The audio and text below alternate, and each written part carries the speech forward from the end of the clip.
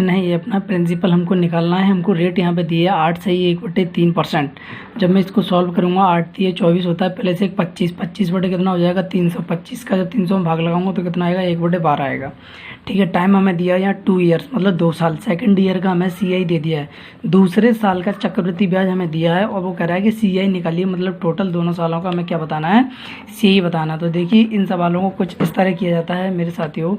क्या है कि हम फॉर्मूले से जाएंगे तो थोड़ा लंबा होगा, इसकी थोड़ी मैं डिटेल मेथड बताऊंगा और ट्रिक टाइप भी बताऊंगा। अगर आपने वो मेथड सीख लिया तो बस आप कोई सा भी सवाल कर दोगे, ये मेरी गारंटी है। देखो यहाँ क्या है, हमने टाइम 2 ईयर है और जब हमने परसेंटेज को सॉल्व किया है ना, तो वैसे CI क्या है ज़्यादातर परसेंटेज और टाइम से सॉल्व हो जाता है। तो यहाँ पर हमने टाइम को सॉल्व किया है तो 1/12 आया है। जब 1/12 आया है तो टाइम कितना दिया है 2 ईयर्स। तो 2 ईयर दिया है तो आपको पता है कि जो परसेंटेज को सॉल्व करने के बाद इसको हम प्रिंसिपल मान लेते हैं और इसको CI मान लेते हैं। ठीक है, तो ये प्रिंसिपल 12 है तो टाइम कितना दिया है 2 ईयर। तो आप 2 ईयर का जैसे जितना भी टाइम दिया हो 2, 3, 4 तो उसका ही यहाँ पर स्क्वायर कर दिया करो। ठीक है, तो यहाँ पर हर में मैं स्क्वायर करूँगा तो मेरा कितना आएगा साथियों, देखो 144 आएगा कि नहीं आएगा। जब ये 144 आएगा तो ये मैं इसको क्या मान लूँगा, ये मेरा हो गया प्रिंसिपल। तो मैंने यहाँ पे लिख लिया 144 प्रिंसिपल हो गया। अब मुझे क्या निकालना है मेरे साथियों, देखिए अब हमको क्या करना है कि हमें 2 ईयर है तो ये फर्स्ट ईयर और ये सेकंड ईयर। ठीक है अब देखो फर्स्ट ईयर में क्या करेंगे हम, फर्स्ट ईयर में 144 का भाई 144 का 1/12 निकालेंगे। नहीं समझे, 144 हमारा मूलधन है।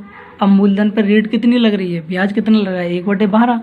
तो 144 का जब मैं 1/12 निकालूंगा 1/12 निकालूंगा 144 का, ये देखो 144 का 1/12 किया मैंने यहाँ से तो कितना आएगा 12 आएगा ना, कितना आएगा 12 आएगा। फर्स्ट ईयर का ये क्या है, हमें 2 साल का CI निकालना है तो 1 साल का CI निकल गया। दूसरी साल का ये देखो दूसरी साल का भी क्या होगा ये 12 हो जाएगा, क्योंकि यहाँ पे भी हम 1/12 ही निकालेंगे क्योंकि 1/12 दिया है। अब देखो ये क्या है, इसको हम CI भी कहते हैं और इसको हम SI भी कहते हैं। पहले साल के लिए फर्स्ट ईयर के लिए ध्यान रखना इस बात को, SI बराबर क्या होता है CI। ठीक है, इस चीज़ को इस बात को हमेशा ध्यान रखना है कि फर्स्ट ईयर के लिए SI और CI बराबर होता है। अब देखो फर्स्ट ईयर का ये क्या है आपका, क्या है SI, तो दूसरी साल भी SI आपका इतना ही लगेगा, क्योंकि साधारण ब्याज रहता है वो बढ़ता नहीं है हर साल, पहली साल लगता है उतना ही हर साल लगता जाता है। तो ये क्या है साधारण ब्याज है। तो SI सिंपल इंटरेस्ट, जो सिंपल इंटरेस्ट है जो फर्स्ट ईयर में 12 रुपीज़ तो सेकंड ईयर में भी 12 रुपीज़ ही रहेगा। ठीक है, अब हमें दूसरी साल का CI निकालना है। तो CI क्या होता है, ब्याज के ऊपर ब्याज लगता है। तो दूसरी साल में क्या होगा, इस ब्याज के ऊपर ये 12 ब्याज है ना साधारण ब्याज, इसके ऊपर एक और ब्याज लगेगा। तो ये देखो इसके ऊपर मैंने क्या लगा दिया 1/12 का फिर ब्याज लगा दिया। जब इसको मैं सॉल्व करूँगा 12 का 1/12 निकालूंगा तो कितना आएगा साथियों 1 आएगा कि नहीं आएगा। तो यहाँ पर फिर मैं क्या लिख दूंगा 1 लिख दूंगा। तो देखो अब ये हमारा ये इन सब को जोड़ देंगे ना तो ये हमारा क्या हो जाएगा CI, इसको जोड़ा इसको जोड़ा इसको जोड़ा तो 2 सालों का क्या हो जाएगा ये CI हो जाएगा। और वैसे अगर देखा जाए तो फर्स्ट ईयर का SI कितना है, फर्स्ट ईयर का साधारण ब्याज 12, दूसरी साल का साधारण ब्याज 12। अगर वो आपसे कहे कि पहली साल का कंपाउंड इंटरेस्ट क्या है तो भी 12, सेकंड ईयर का कंपाउंड इंटरेस्ट क्या है तो 12 और 1 जुड़ जाएंगे 13 हो जाएगा। ठीक है, तो ये चीज़ मैं आपको लिख के बता देता हूँ, थोड़ी सही चीज़ है ये। ठीक है, यहाँ से देखो फर्स्ट ईयर का, तो देखिए साथियों फर्स्ट ईयर का SI क्या है 12 है साधारण ब्याज फर्स्ट ईयर का। सेकंड ईयर का साधारण ब्याज क्या होगा वो भी 12 होगा। ऐसे ही थर्ड ईयर का भी क्या होगा और समय ज़्यादा होगा तो 12 हो जाएगा।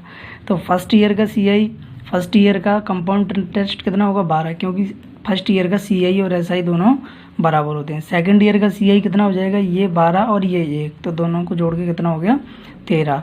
सेकंड ईयर का CI, दोनों सालों का CI कितना हो जाएगा, दोनों सालों का CI इन सबको जोड़ दो 12 12 24 1 25 ही आ गया दोनों सालों को CI। अब CI माइनस SI, मतलब कंपाउंड इंटरेस्ट और साधारण ब्याज को अंतर कितना है, साधारण चक्रवृद्धि ब्याज और साधारण ब्याज का अंतर कितना है। तो देखो अंतर कैसे निकालेंगे हम कि ये तो हो गया हमारा साधारण ब्याज और ये पूरा होता है हमारा चक्रवृद्धि ब्याज। तो ये चक्रवृद्धि ब्याज में से आप इसको घटा दो, मतलब 12 12 24 एक 25, 25 में से किसको उठा देंगे, इन दोनों को जोड़ के, मतलब 24 को, 25 माइनस 24 किया तो 1। तो आप एक चीज़ यहाँ याद रखना कि ये जो इस तरह से आता है ना, ऊपर वाले सभी ब्याजों को इस तरह से छोड़ने के बाद ये जो आता है ना, ये यहाँ पर ये अंतर रहता है किसका, साधारण ब्याज और चक्रवृद्धि ब्याज का ये अंतर रहता है, चक्रवृद्धि ब्याज और साधारण ब्याज का अंतर रहता है 1। ठीक है, क्योंकि बनी आया इतनी चीज़ समझ में आई। ठीक है, आगे बढ़ते हैं साथियों। देखो साथियों, इस सवाल में हमें क्या निकालना है, CI। हमें CI मालूम चल गया है। CI हमारा कितना है, यहाँ CI कितना है बताओ, कंपाउंड इंटरेस्ट 12 12 1 12 12 24 1 25, 25 हमारा क्या है CI। तो मैं यहाँ लिख देता हूँ कि हमारा जो CI है वो हमारा कितना आया है, 25 यूनिट आया है। ठीक है साथियों, इसको आप याद रखना, मतलब ध्यान में रखना कि ये, इसको मैं ब्रैकेट में डाल देता हूँ इस तरह से, आपके लिए काम की चीज़ है। CI, ये सवाल हमारा सॉल्व यहाँ से, CI 25 यूनिट आ गया। CI हमारा 25 यूनिट आ गया। तो अब हम देखो क्या कर सकते हैं, CI तो हमें निकालना है, हमें ये भी पता है कि सेकंड ईयर का CI कितना है, सेकंड ईयर का CI कितना है बताओ। सेकंड ईयर का CI ये है 12 1 13 यूनिट, 13 यूनिट। लेकिन 13 यूनिट की वैल्यू कितनी दी है, 13 यूनिट का मान हमें उसने दे दिया है, क्योंकि सेकंड ईयर का CI उसने यहाँ पे हमें 9.10 दे दिया है। ठीक है, तो 13 यूनिट की वैल्यू कितनी है, तो 13 यूनिट की वैल्यू कितनी है 9.10 साथियों। ठीक है, तो 1 यूनिट की वैल्यू कितनी हो जाएगी, देखो 9.10 अपॉन ये हो जाएगी। ठीक है, यहाँ से मैं इसको पॉइंट को उठाऊँगा तो क्या आ जाएगा, नीचे 2 जीरो हो जाएंगी, 1 जीरो से 1 जीरो ये कैंसिल हो जाएगी। ठीक है, तो ये 13 एकम 13, 13 7 91, तो ये इतना बचेगा 7/10 बचेगा। तो इसको सॉल्व करूँगा तो कितना आएगा 0.7, 10 का भाग 7 में लगाऊंगा तो 0.7 आएगा। ठीक है, तो ये मेरा क्या आ गया, 1 यूनिट की वैल्यू आ गई है। ठीक है, मुझे क्या चाहिए, 25 यूनिट की वैल्यू चाहिए। तो 25 CI मेरा कितना है, CI 25 यूनिट है, तो 25 यूनिट की वैल्यू कितनी हो जाएगी, 25 गुणा 0.7। ठीक है साथियों, 25 गुणा 0.7, क्योंकि हमें क्या निकालना है, CI निकालना है।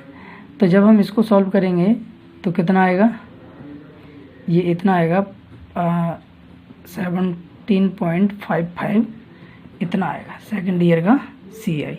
ठीक है साथियों, ठीक है, तो यहाँ तक आपको समझ में आया। CI हमारा कितना था, 25 यूनिट था, 25 यूनिट की वैल्यू निकाल लेंगे 17.55 आएगा। तो एक